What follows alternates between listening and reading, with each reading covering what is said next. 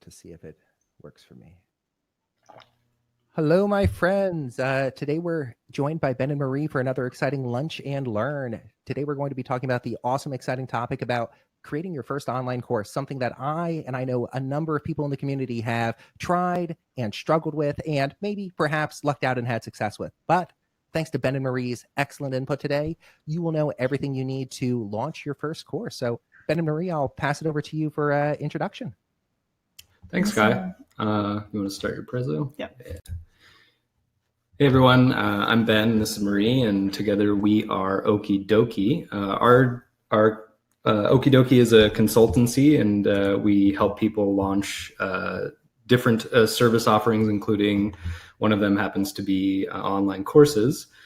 So today we're going to do a presentation. Marie's going to do most of the presenting, and then I think at the end we can have a kind of Q&A session that we can get into more of the technical details of the course launching process. But today we want to talk about the idea of running your first online course launch and why we think you should start small before you go for the signature course launching platform. So Marie's going to deliver the presentation, and then we'll take your questions and go from there. Awesome. And yeah, if you guys have any questions throughout as well, don't hesitate to put that in the chat window. We're going to try and stick to mostly, a lot of this stuff is sort of the business side of creating courses. So we're not going to get too much into the technical side of how to actually, put that into your tech. So let's kind of keep some of those technical questions closer to the end. So obviously you want to start with, what is your goal? What do you want to get out of your course? So a lot of people, I think, feel pressured into creating an online course, and they also hear a lot of the mythology around making six figures and of passive income with your evergreen courses. Yes, that stuff does happen, but it's not the norm. And so I always encourage people to get really honest about, what do you actually want to get out of your course? Are you doing it to make money? Are you doing it to build authority? You can use courses as a great list builder, or maybe you just want to do it for fun. So just something to think about before you get started is, why are you actually creating a course? Some of the no-brainer reasons to create a course. I'm not going to necessarily read through every single bullet on these slides. We're happy to share the slides with you after the fact, but I'm going to highlight a couple key ones as we go through some of these slides.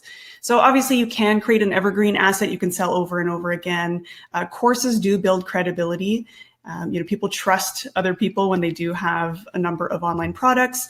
You can definitely reach more people than you can one-on-one, and it can often give people a lower touch way and kind of build that trust before people purchase your higher end services. Some of the biggest mistakes that people make when they're in the idea phase: not starting small enough, not testing their ideas first, not having enough experience. So I've seen a lot of people try to create courses when they actually haven't done the thing enough with people one-on-one in a service capacity. So that's a big one. Not having a big enough audience, we can dive into that a little bit too, but I think people who struggle to sell services are definitely going to struggle to sell courses too. So we try to encourage people to be a little bit more realistic about, if you are struggling to sell your services, an online course is not going to save your business.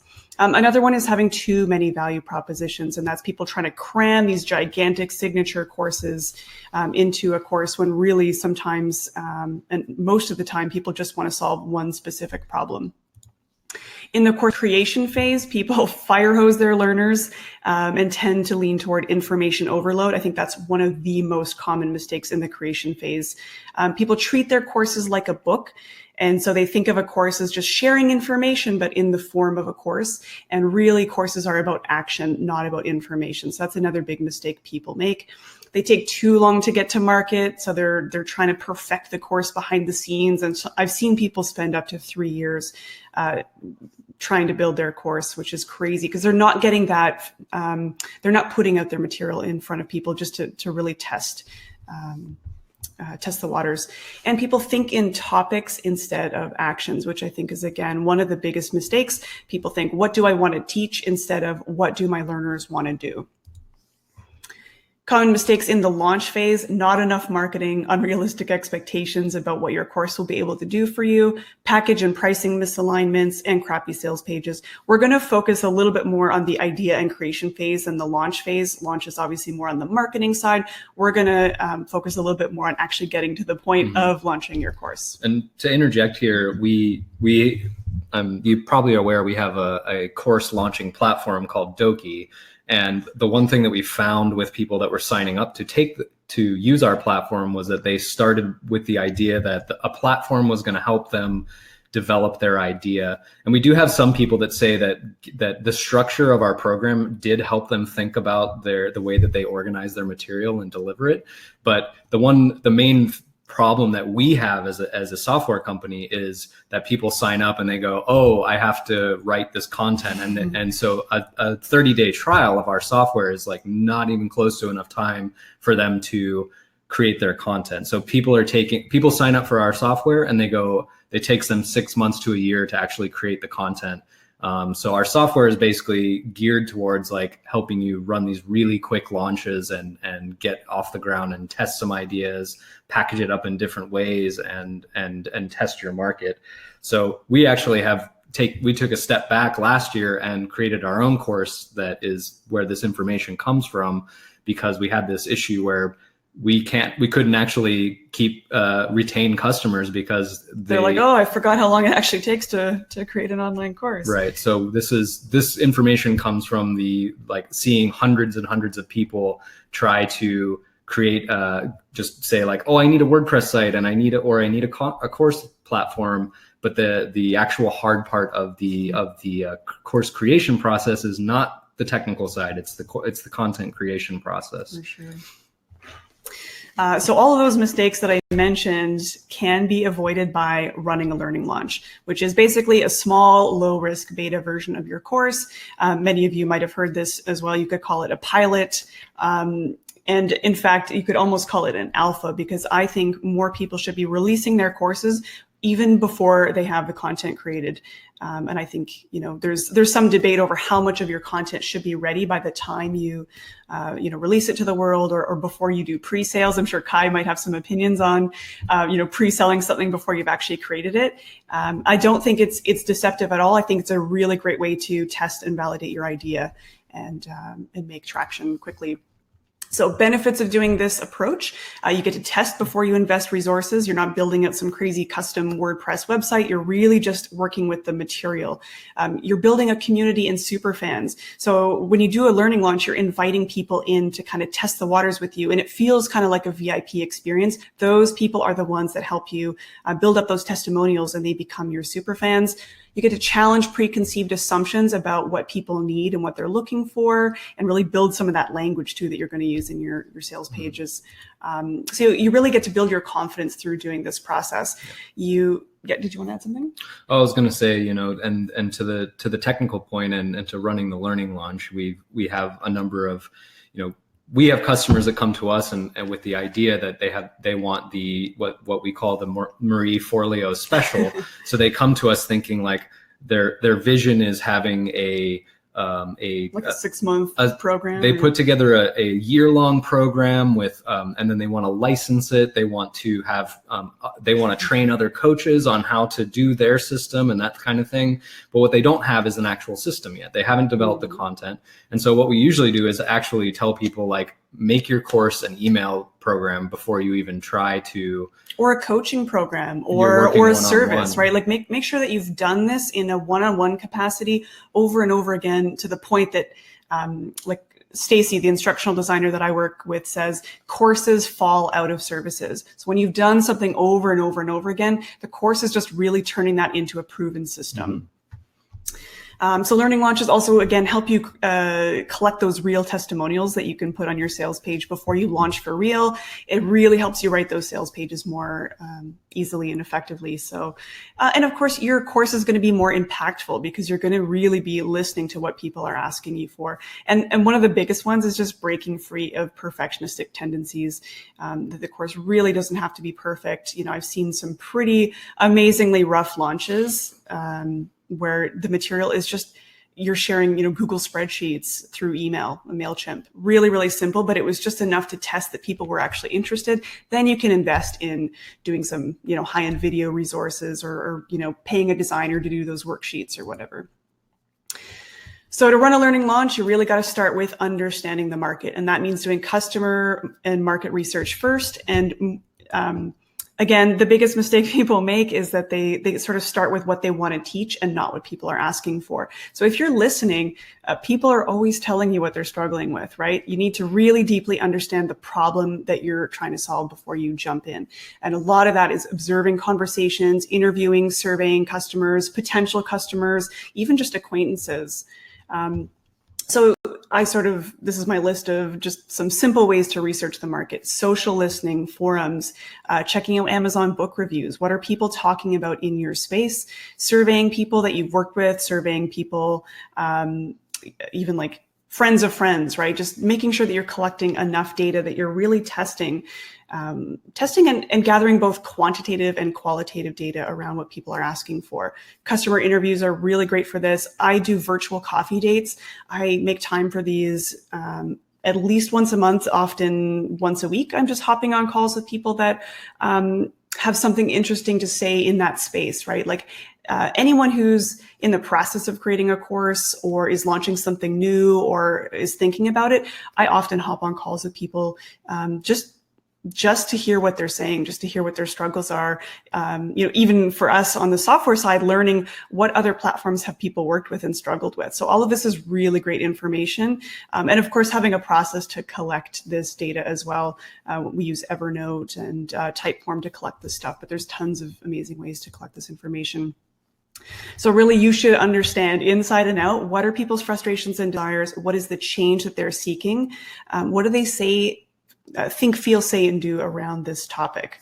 You should know this stuff inside and out. Then, of course, you need to validate the idea. And one of the easiest ways to do this is to test engagement with your blog posts, your social media posts, creating and sharing videos, just seeing if you're getting any traction.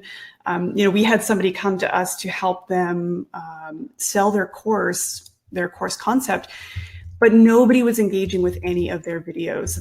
They had tons of blog posts, tons of videos, no traction, no engagement whatsoever. And we recommended going back to the drawing board because there just wasn't enough interest that we could find. So you either need to get more traffic to test that interest, or you might need to pivot.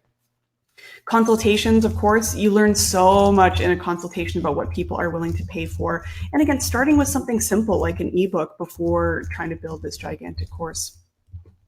Of course, doing a landing page with signups is a really great way to validate your idea. Not necessarily even taking payment. Like, I think it's great if you can accept pre-sales and take payments, but the first thing I have people do is set up a landing page with a sign up right away. Even if you don't know fully what your course is going to cover and you haven't articulated all of the course outline, just putting your idea out there with an opt-in is the first thing that I get people to do when they're thinking about creating their course. So understanding the market means you know your ideal learner inside and out, and you understand the change that they're seeking. Next, you want to define the transformation. So courses are about transformation. You're taking someone from point A to point B, and you've got to have a really, really clear value proposition. So you should be able to articulate your one big idea. I think a lot of people get stuck articulating 10 ideas. Again, they're, thinking of these signature courses that are going to cover like every step you need from, point A to point B to build a business. And they struggle to articulate what is the one big idea behind your course. So again, if you're building a course for the first time, absolutely start smaller and make sure you can articulate the one big idea. What is that transformation? Stacey Howlott, she's an instructional designer that I partner up with, and I will often send some of our clients to her to really dive into their curriculum. And she created this graph. It's basically, what we know, what we want to teach, and what our learners actually want to do. So your course is this intersection of the middle. They don't need to know every single freaking thing that you know. They don't necessarily want to be you. They just want to know this small piece over here. You need to know your learning outcomes. So each module and lesson should have a specific learning outcome. And then you want to think about the activities that are going to help integrate that learning. So really where courses differentiate from ebooks, again, is that courses are about taking action and integrating learning. So you want to make sure that each of your lessons has some kind of action to take that can help someone integrate that learning. And you also want to factor in how long is it going to take somebody to really integrate that learning. So if someone is learning a brand new skill, right, like they're learning how to do sales, how long is it going to take someone to learn that? Is that something they can learn in an hour, or is it something that's going to take a lot of practice over weeks and weeks and months? So that's something to consider as you're looking at the size of your course. A lot of people tend to do that fire hosing where they're asking people to do things that actually can take months of integration. And they're saying, do that this week, and then we're going to move on to the next thing next week. And it can feel really, really overwhelming. So you only want to include what is essential. And having the, running it as a learning launch will, if you create your content first, you have that like empirical evidence of how long it is actually taking people to do. So so when you actually do your full launch, that you can adjust based on those time constraints. And Marie herself, her former course, Digital Strategy School, she had this audit module for the very beginning, and everybody basically had like a panic attack because this audit thing just opened up so many raw points in their businesses that when she relaunched it in later iterations, she gave the audit like a full month rather than a week. Or even making it like pre-work, right? Yeah. So that's something that people do before the course. So maybe you do, you have them, you pre-sell the content, but you have the one big module that they do, and they have up until the actual launch of the course to complete that initial assessment or auditing phase. I think audits are a really good way to kind of understand where people are stuck or struggling with something of that nature. But I certainly would have shrink the audit, because I basically gave them like a 10-page document that went over all of the ways that they were failing in their business. So I wasn't starting the course off with a win. And that was a pretty daunting thing to start, a 12-module course, and that's just module 1. So you really want to be staggering those wins so that someone is, chipping away and accomplishing something each week so that they're getting to the point of whatever that final, it's almost like a final identity, right? Who does somebody want to be by the end of this course? And my original course, Digital Strategy School, was stop being a pixel pusher and move more towards being a digital strategist. So I was, in a way, helping them reach a new identity and a new way of seeing themselves. I didn't necessarily, you guys can probably understand what I'm saying here. Just the biggest reason a course never comes together. Teachers try to do way too much with their first launch. So in order to help you define the transformation, I want you to imagine a conversation with your learner after they've gone through your program. What are they doing now that they previously didn't know how to do? What are the perspective or attitude changes that have resulted from the program? And what are both the tangible and intangible outcomes? Another exercise you can do too is get people, you write a testimonial, like an imaginary testimonial of someone going through your program. How would you want them to talk about it? Like, holy crap, it changed my life. I did X, Y, Z. Like, I can now do X. How would you actually word that? Because you want to make sure that your learning outcomes are actually tying into those specific things that people are looking for. So you should be able to, at this point, identify your ideal learner, understand the change that they seek, and you should be able to define the specific learning outcomes of your course. So then you want to map out your course and map out those learning outcomes. So how complex is the learning? What mastery of skills are you requiring? What are the prerequisites that they need for the course, and what should they be able to do? So again, I think some people forget that there's a certain level of integration and implementation that needs to happen for that mastery of skills. And so are you trying to crunch what takes 2 years of learning into a week-long module unrealistically? It's something to be aware of. And again, that's where the learning launch can help you realize where you're maybe trying to cram too much in. And your students are going to give you that feedback. They're going to say things like, I didn't have time to get to that module this week. And I found this really confusing. And all of that information, if you can remove your ego from it, you will learn so much from that process. So your course outline is a hypothesis. And I will say, so I work with people in Run Your Learning Launch, the program, and I get people to put their course outline together. And almost every time they run a learning launch, the course outline is a completely different course the next time that they run it. So I try to get people to don't get so attached by, knowing what it needs to be and this linear, perfect outline of what the course is going to be. It's really just a best guess at what the course is going to be. So create your outline, outline the key actions that you want learners to take. And again, thinking actions over topics. It's a really easy trap to get into, just teaching people topics. But if you can word your modules and lessons in terms of actions and even verbs, it'll help you plan that a little bit better. Brainstorm things your learner wants to be able to do, and then start mapping out the learning outcomes required to get there. Here's an example of mapping out the course. I do this using Mural. You can totally do this on paper and Post-its and index cards. And I think about how much time is it going to take someone to really do these activities? What are the modules and lessons? And what is the outcome? Each module should have a really specific outcome. And again, each lesson too should have a purpose and an outcome. And I start mapping out like what exercises and actions would be needed to be created in order to help someone actually follow through on that. And then I might paste any webinars, interviews.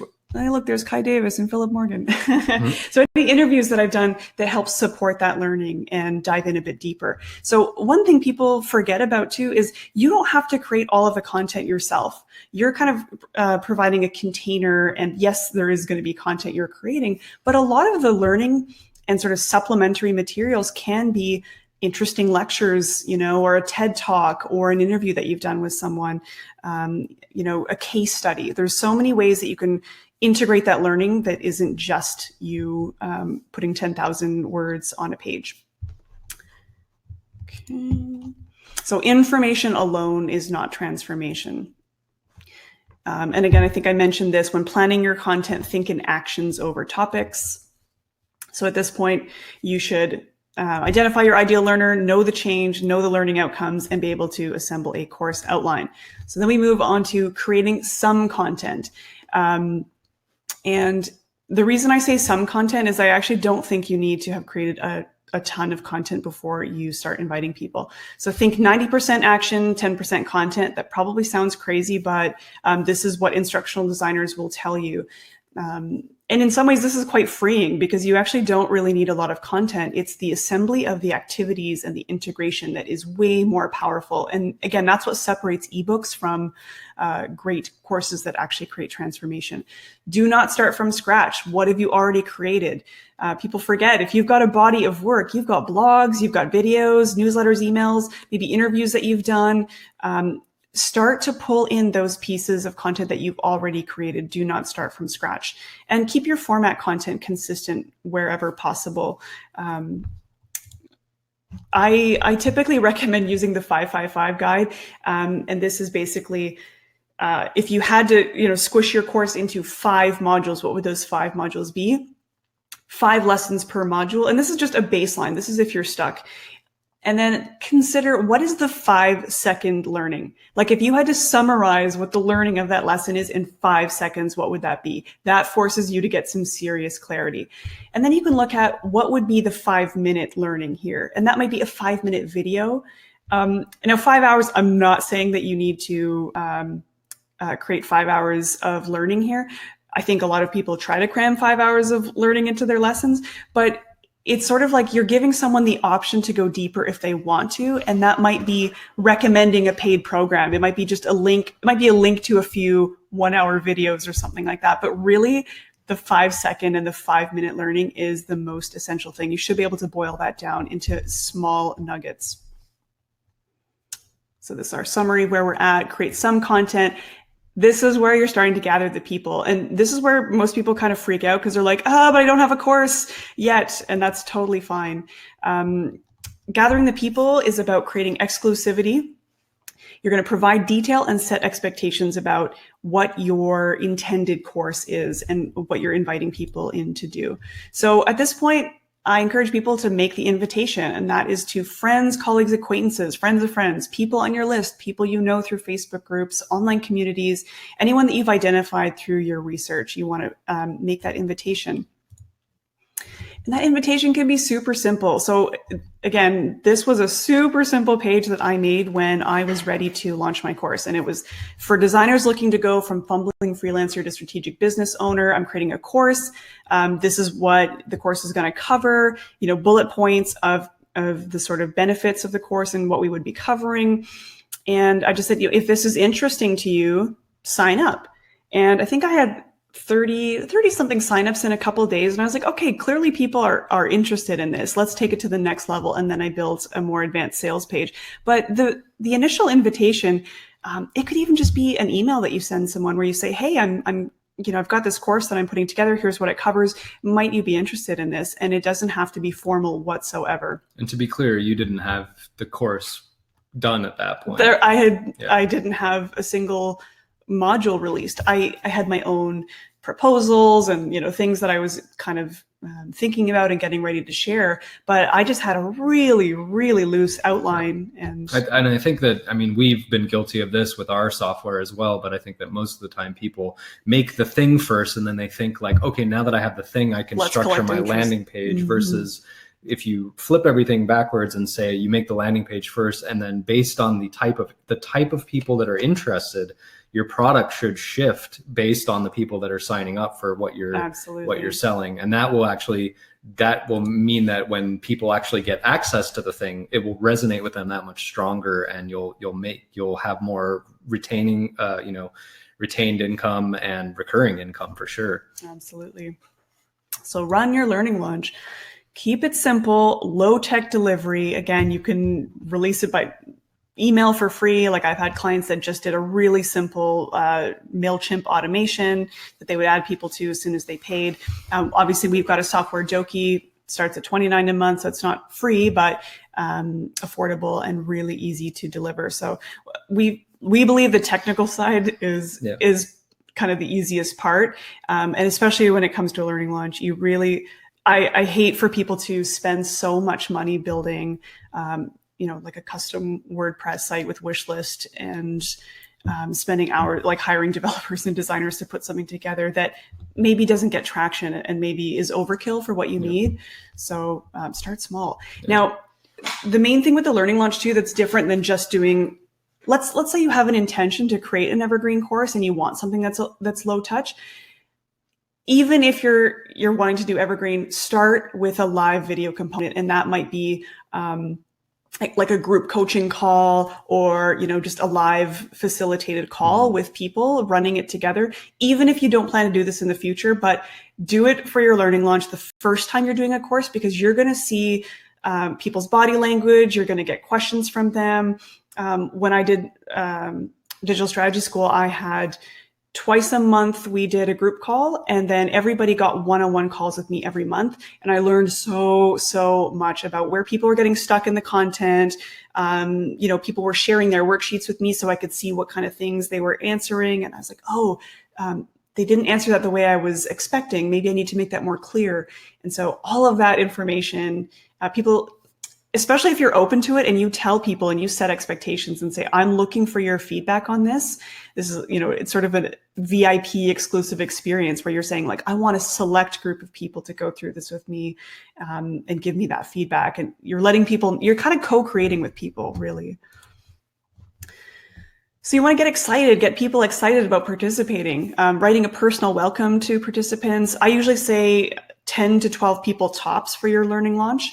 Write a welcome post in an online forum.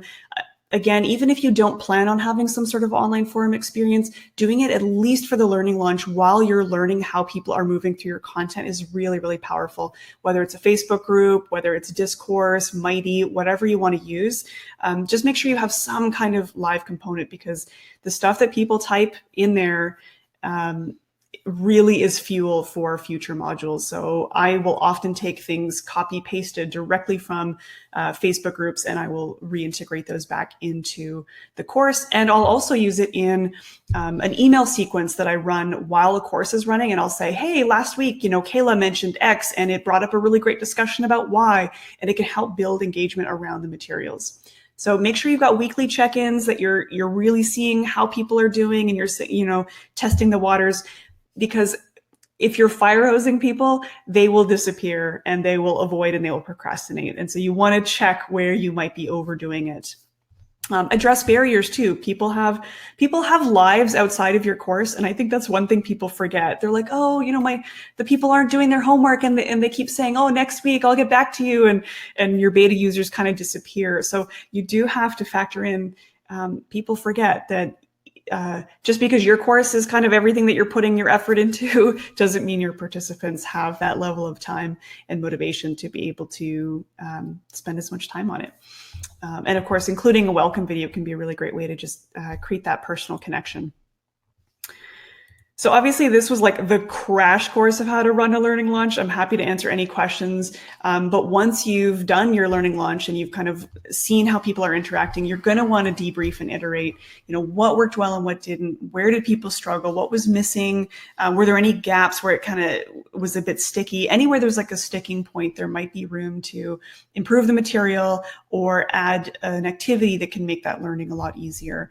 And also just to kind of remove your ego a little bit and make sure that you really are open to that feedback, because your course is going to get so much better every single time you launch it. This is where you can say hello. Again, we're totally happy to share the presentation and even just share some of our favorite resources when you're in the process of doing this launch stuff. But yeah, why don't we open it up to questions and see if you guys have any questions? This was an excellent and amazing presentation, and I know that because I can now see I've been doing literally everything wrong. First off, thank you. This has been mind-blowing for me. Oh, thanks, Kai. One question, this is actually a question from me. What do you, and let me know if this is sort of out of scope, but if you've launched a course, if you have a product out there, but it's suffering from too much information, fire hose style, how do you recommend people sort of step it back to something that's more centered, more calculated, more focused for the participants, the students? Oh, great question. Other than hiring an instructional designer, which is what I did when I had my gigantic course, and she just like cracked the whip on it and was like, whoa, no. And I was like, I'm sorry. I think obviously checking in on that student feedback too, and seeing for people like what were the most important nuggets, like what were the real points that you noticed change for people? Was there anything in there that was non-essential? I think one thing people do is they include a lot of non-essential stuff that could totally be a blog post that leads into the course, right? So really stripping out anything that's non-essential for that transformation. What about that example of the client you're working with right now that has, yes, so he has hundreds and hundreds of modules that are what's something? Yeah, so I have a client right now that I'm working with in that process where 350 students, and the amount, and he's been collecting feedback the whole way, which is so powerful. And people have been just saying, totally overwhelmed, there's way too much here. I can't keep up. I don't know what to do next. It's complete overload. And that's been consistently the experience.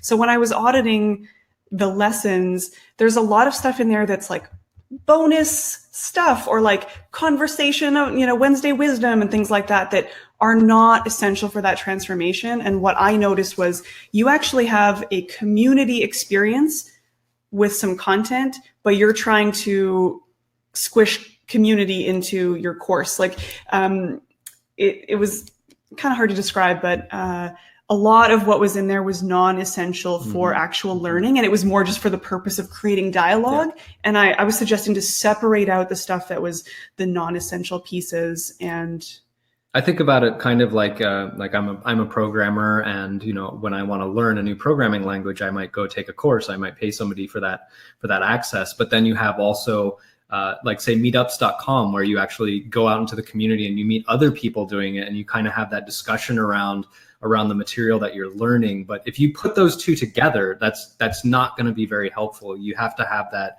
separation, but there needs to be those like crossover points. And that's one thing that we started adding to our software was the integration with the discourse forums, so that the ability to branch out into a discussion is there, but it's not really part of the actual course taking experience. And sometimes it can be useful. Like there are times where that makes sense for the type of learning, and every market and every course is a little bit different. But I think sometimes people have a 101, 201, and 301 in one course, and that could actually be 3 different courses. And so I guess you'd have to ask yourself, ideally, after having watched people go through it, do you notice any archetypes of people, right? Where some people just want this phase and that makes sense for them and they can get value out of it and move on. Some people want the 1, 2, and 3. And sometimes you can offer those as bundles, right? Like, just get the whatever 101 version, or like bundle all 3 together as a course. But I think just really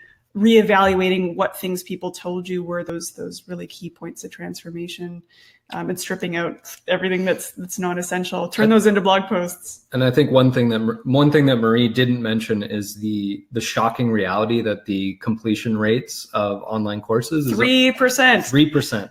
So 3% of people who buy online courses complete them. Yeah. So it is extremely, extremely low.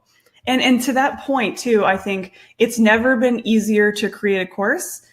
It's hard to create a really great course that actually creates transformation, because if only 3% of people are going through, and then what percentage of those are actually experiencing transformation, that's pretty low, right? And so I think it's been, people are like kind of churning out online courses and not really thinking about it from an adult learning perspective.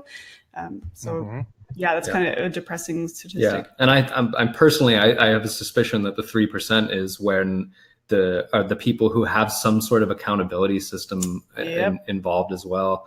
And to that point, that I've been thinking personally about adding something to our software that would allow some sort of like check-in and accountability system. So like a habit tracking type thing. Yeah. So that if that's part of your education, make sure that you include that in your course as well, to make sure that you have that feedback loop and that accountability system, because I think that's a big part of how people complete content like that. Big time. Yeah. Excellent answer. Another question that came up: do you recommend charging for your learning launch? Yes, great question. 100% yes. It's way different. Yeah, anyone can say, yeah, sure, I'll like take your course for free. Is someone willing to pay for that?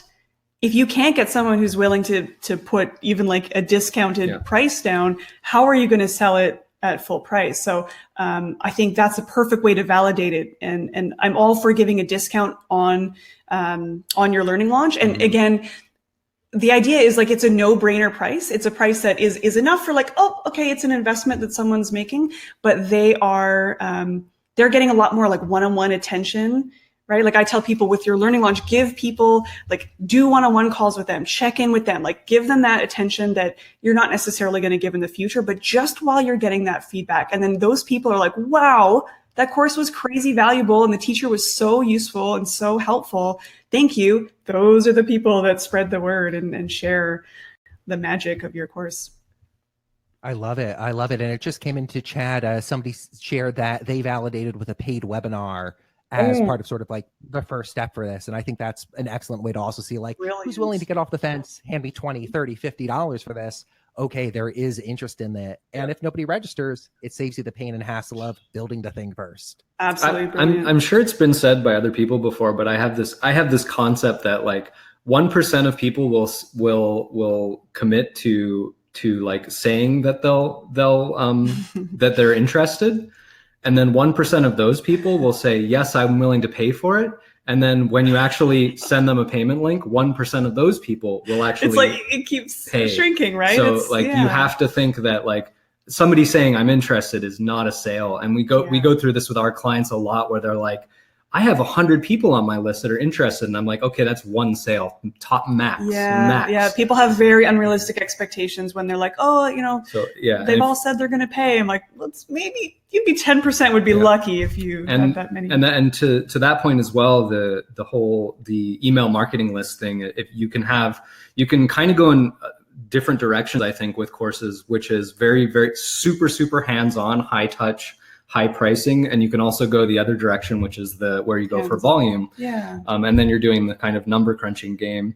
Marie, in her program, the previous program, Digital Strategy School, she actually had a 6-figure launch 2 years in a row, and she had around 100 people on her email list. So that was because she focused on providing them with a hands-on mentorship experience in the educational realm versus like just being, you've got to have some serious clout to sell a $100 course that people are going to finish. And you've got to sell a lot of those to make that same money. So think about, if you're great with services, with service design and working directly with your clients and customers, a mentorship program might be better for you than a evergreen course. Yeah. If you're an incredible writer and you're a great blogger, you've got a massive audience, but you hate talking to people, don't run a mentorship program. It's terrible. Like maybe the blog style with upsells and downloadables is the better look for you. So I think the learning launch helps you identify which kind of category you're in, and there's obviously a huge variety in between those two as well. You find your strengths and you find what works, and people are like, oh, they said I had to have video. Like Digital Strategy School, again, was a $4,000 program, and there was a $1,000 version of it. There was no video in there other than interviews with people. And that tends to blow people's mind, but it's the activities, it's the, and I think of the quote, like, brevity is respect. When you can be brief and you can get people to what they need with whatever that looks like for you. For me, the written word was a lot easier, and I didn't have a lot of experience on video. I'm, on my next version of my course, I'm integrating a little bit more video and I'm practicing with it. But if video doesn't work for you, maybe you're using audio, maybe you're using the written word. Or maybe you're doing webinars. Maybe your course is actually just a series of paid webinars instead of a course. So I think courses can look very different, and there's a lot of opportunity depending on your strengths. See, yeah, it seems like there's that ability to customize it towards whatever medium you're most proficient in or most comfortable in, and then say, hey, my course is, this collection of audio files, this collection of webinars, this high mentorship area. Yeah. Let's hear another question that came up. Somebody writes that they're curious about thoughts around using a super small, very scoped course as a lead generation to higher touch services and coaching. Have you seen this in the wild? Do you have thoughts on that as a lead gen system? I think it's a great as a lead gen system. I do think, though, you also have to be careful because it depends on the price point of your higher end services.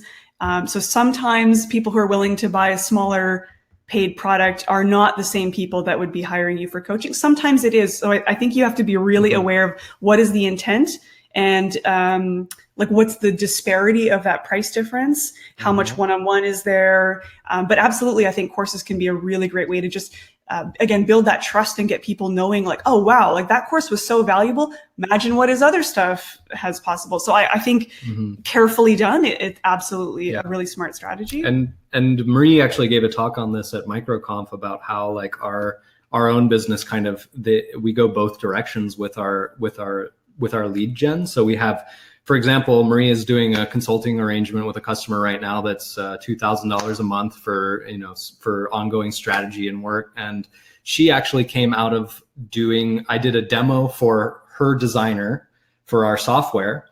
And during that demo, he was like, man, this is great. I gotta get her a demo too. So then she came and did a demo. And during the demo, she was so impressed with how I was talking about Marie's stuff. She's like, I need to consult with Marie. So that was like, we actually use our SaaS as a lead gen and for that. And I think we talked previously about we're thinking about turning the Run Your Learning Launch program into a thing that our SaaS customers get right out of the box. So as soon as they sign up, they'll have access to that course right in the program. So we're going to use that ourselves as a lead gen for we already use it for as a lead gen for our consulting services, and we're also going to use for it Doki, right? and a lead gen for our SaaS product as well. Because when you're teaching like, oh, here's how to create a course, and one of those modules is like, you get a free 3 months free on our platform. Like, look how easy it is. Sign up here. There's so many creative ways. I think once you've created that block of content once, that you can sell in interesting ways. And even, for example, just selling one of your modules as a lead gen, that might be one thing to do too. But I think once you've created a course too, you can like bundle that up with one-on-one services and coaching. And in some ways, you can almost use it as like a coaching program where you drip it out every week for 8 weeks, but they get one-on-one calls with you every week too. So there's a lot of creative ways you can use it for lead gen. Absolutely. I think it's a great idea. I like it. And one other thing I'd add that I've seen in my experience and with colleagues is creating the course can often customers, new prospects, new clients, even if they never end up buying that course, you're simply positioning yourself as like, I know enough about FizzBuzz to create a course on FizzBuzz. Somebody comes in and they're like, I don't want to do it myself. Exactly. Let's hire you. You build a course. Obviously, you know this, and they may never have interacted with that material at all. Yeah. Very true. Yeah, and I know you know Mike Buckby, but that's essentially what he does for Varonis is he actually create content and courses that are lead gens for their developer services. So they have extremely high cost consulting offerings, and they create some pretty high end courses that it's basically email capture. You sign up and we'll send you more information, kind of thing. So for sure, that's definitely a thing. I actually have been considering doing that as a consulting offering, which is I will help you. Oh, you have a startup with an API. I'll build a course that shows people how to use your content, so that I can basically like just hand off these so that's something I've been thinking about doing as well. Fun. Taking a look at the other questions here. Somebody asks, any typical ranges for how much time it takes to create and launch a course? Depends on the person. Usually we have in terms of accessibility and experience. I think if you have a lot of experience in the space and doing the thing that you're actually going to be teaching on a one-on-one basis, it's much easier for you to just be like, this works, and churn that content out. So that's one factor is experience. The other factor is just straight up willpower, because we've had clients that will say like, I'm going to go lock myself in a cabin in the country for a week, and they write 20,000 words or whatever a day, and then they come back and they launch their course. I'm not that person. It takes me a really long time to write anything, and I go back and so it's. I think if you have the plan and you know what needs to be included.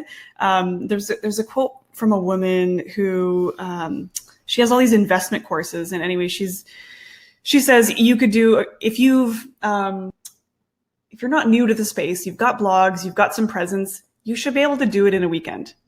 Mm-hmm. It sounds ambitious, but if you've got some material to work with and you're just kind of pulling things together, it's absolutely possible if you can set that time aside.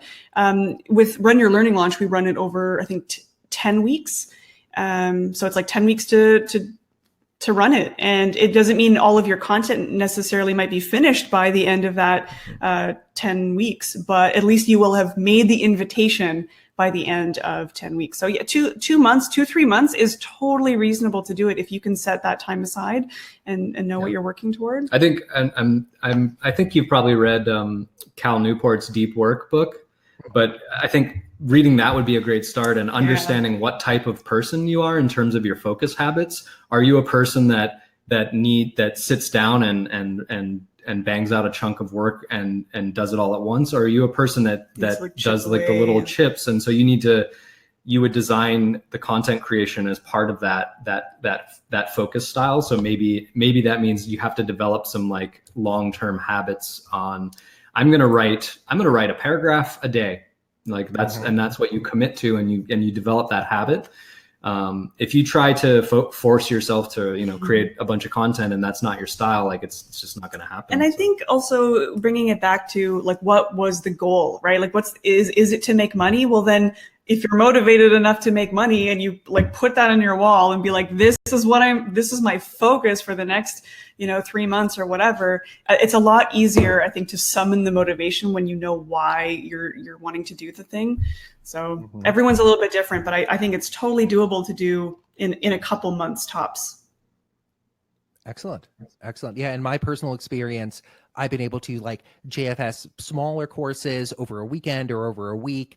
Larger courses take a couple weeks into a month. What I discovered, sort of like, I'll use the phrase trap, but it's not quite a trap. When I started creating courses or video products, the skill you need to sort of acquire in terms of like, I need to write a script or a pseudo script for this. I need to record the video for this. I need to learn these tools. It's a whole new set of like methodologies and techniques and tools. And you might be confident and comfortable in the material, but then it comes to putting everything together and it's like, oh, whoa, there's a lot of work here just stacking those bricks. Yeah. Totally. Yeah. We've even found with some of our clients that there's this sort of uncertainty and they have a bit of the imposter thing where they're not confident that they're providing enough content in the course itself. So they'll actually delay launching because they don't think it's good enough. And they'll say, I need to do marketing. And so they'll spend, I need to include SEO in this course because, and so they'll spend 6 months and they just keep adding and adding, taking an SEO course to be able to then sell that to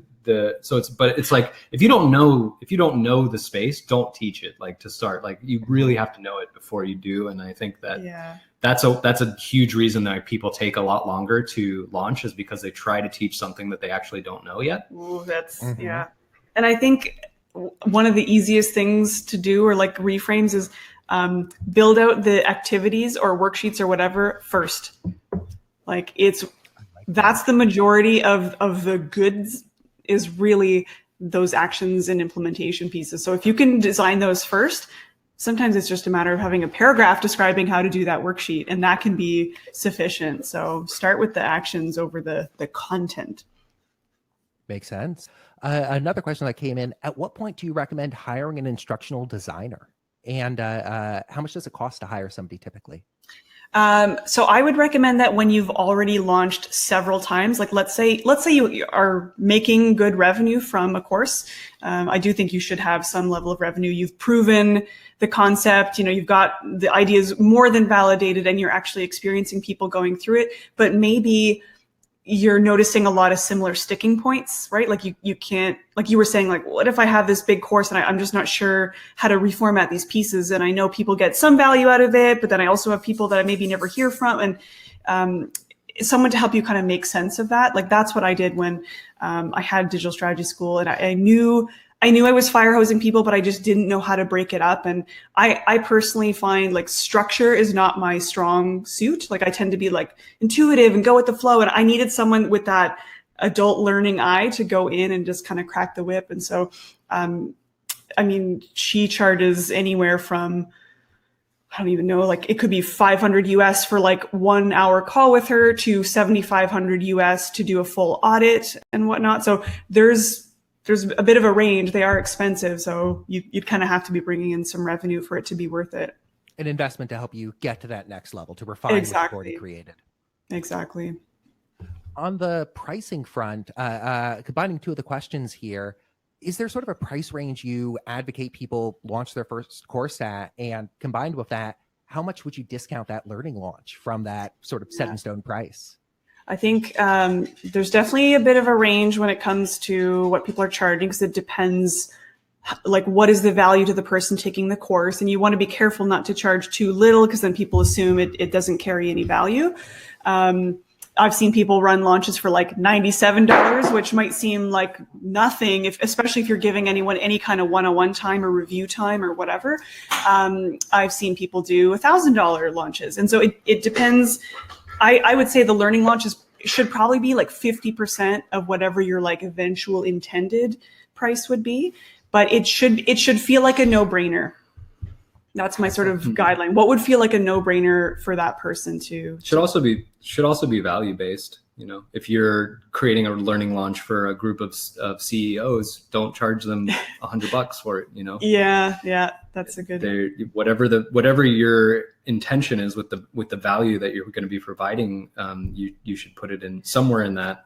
And that's where that customer research and market research comes in too. When you're asking people like, what courses have you purchased to help you do X, to help you solve whatever? What ways have you tried to solve that before, right? People are going to tell you like, oh, I signed up for this thing. I follow X person, I read all of their stuff. Like, what books are people buying? How price sensitive are they? So I think the more that you're in tune and listening to those conversations, you start to get a bit of an impression of like, oh, yep, maybe this audience doesn't have the money for that. Maybe my course does actually need to be smaller and more affordable. Those are the things I think you learn when you're really listening to the market. Makes sense. Makes perfect sense. I think we have one or two questions left and then we'll wrap up. Somebody asks, in terms of student engagement, any suggestions for having students move through a course? Part of that too is having the forum, whether it's a Facebook group or however you want to do it. I think the tech doesn't necessarily matter. A few things I recommend. So that forum, and you've got some sort of prompt or activity or whatever that is. So what's the thing? What are the lessons that we're going to go through that week? And what are those activities? Pulling something of that into the forum and saying like, hey, did you create that avatar that we got you to do this week? What came up for you? How long did it take you to do it? What was the struggle there? Or, share your progress here. Something where people can either take a photo. Again, it always depends on the market and like what kind of activities you're getting people to do. Post a link to your progress, or just let me know if you have any questions. I also get people to set up an automation email sequence that is timed along with the course, and it'll be here's what came up in the forums this week. Pulling that back in so that there's some incentive to do it. Asking questions, of course. On the technical side, we use sequence dripping for releasing content, yes, and then also like something like Zapier to automatically prompt for feedback and things like that. Specifically, our software, you can run multiple kind of groups, and they can each have their own sequencing. You can sequence it up with a email marketing platform so that when the content is being unlocked, you're also delivering a specific email at the same time. And sometimes I'll even offset that email. So like maybe Monday, the module unlocks and they'll get that notification, but then maybe like Thursday, Friday, I'm checking in like, so you've had the module for a week. Curious what came up for you, what activities, and just building that incentive and accountability to keep at it. It's really important to ask those questions during the learning launch. Did you start? What have you done so far? Did you finish? How do you feel right now? Because that's a huge part of it. As I mentioned before, what the hugest sticking point for Marie's own course was people just felt like ashamed of their own failures in about their businesses. And that was, and so she rebuilt the course to not start them off with this feeling of like, boy, I feel your business sucks. I'm not good at what I do. You want to start them off by giving them the idea that like, oh, I'm in a pretty good spot and I'm going to get to this. So it start with the aspirational instead of that, And on that point too, I think it's super important with every module, you start off every module by reminding them what they're going to learn in that module. Right? Like it's so simple, but just saying, here's what you learned last week, or here's what you did last week. And it reminds them like, oh, it puts the responsibility on them for following through and saying, now that you've done X, we can move on and do Y. And I always have like 3 simple bullet points at the beginning of each module and a sentence that says, now that you've done blank, here's what you're going to do, 3 bullets. And those bullets are appealing. It's like, yes, I do want to know how to write better proposals. I want that thing. And it kind of lets them know what's to come. And so I think that's a really important thing, to do those summaries of what the impact is of doing the work. I like it a lot. A friend in the chat asks, would it ever make sense to charge more for the pilot, the learning launch, than the course? If your learning launch is a smaller group, you have a lot more one-on-one. It's almost more of a coaching-esque experience with lots of group conversations. How would you see that playing out? I would think yes, but you'd have to know your people and like how price sensitive they are and if they're willing to do that. And even like Philip Morgan is someone that I think about, right? Like he was running these pilots of his thing and they're probably getting a lot more attention than they might if he's going to run it again in the future. So if his people are willing to pay 500, 1,000 or whatever for the workshop, then, and even if it's your first time doing it, like we know Philip, we trust him, like he knows his stuff. And so people are willing to pay for that. Great. If you're struggling to fill those seats, that might be a different story. So I think it really depends on your experience and your, how much you've done work with those people to know, yes, someone is willing to pay me 500, 1,000, 2,000 to work with me in this one-on-one capacity. So I think it's totally doable. Mm-hmm. Yeah, that's a big part of our business is consulting with customers and figuring out what their service offerings are, and then figuring out how to package those and price them at different price points. And that's basically what our software does too. Is it allows you to sell an evergreen version of the same course, but then also sell a class stripped or a mentored version as well at a higher price point that includes one-on-one calls and things like that. So that's how we do our business.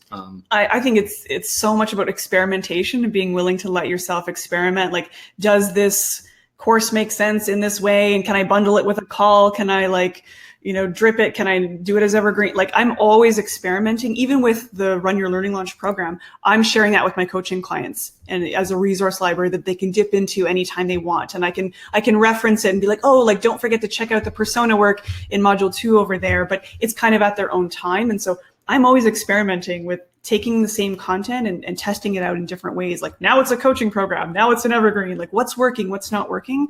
So I think if you can let go of the outcome, like what it needs to be, and just be listening very carefully, you'll start to find that for yourself, because everyone is different. What works for everyone is different. Yeah. This is excellent. Thank you both so much for this absolutely amazing information. Any final notes you'd like to end on? No, I mean, I'm happy to share the slides if they're helpful for people. Yeah, and we can post them in the camp. You can always, message us on Twitter as well, at Marie Poulin. Yeah, I'm at Type 1 Error, but we'll post that. Excellent. Well, again, thank you. Thank you, everybody who tuned in. This was an awesome Lunch and Learn, and I'm looking forward to the next one. See you all soon. Take care. Cheers.